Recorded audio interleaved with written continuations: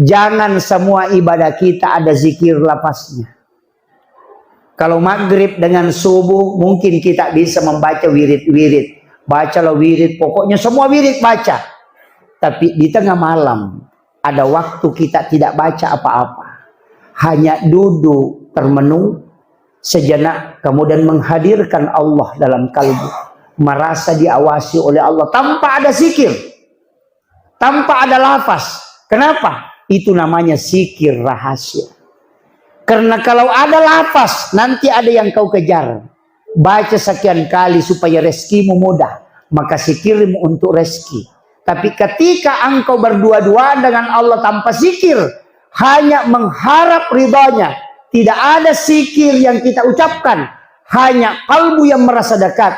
Itulah yang disebut dengan tafakkur. 1 jam engkau duduk, kata Nabi, mengalahkan 1000 rakaat sholat sunnah. Itu tidak mudah, Pak.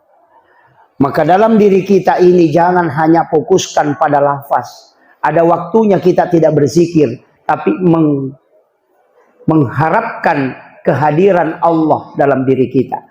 Makanya orang bertakwa itu bukan berarti orang yang tidak mengingat Allah, yang selalu mengingat Allah, karena kita pasti lalai. Tapi orang bertakwa itu adalah orang yang selalu merasa diawasi oleh Allah.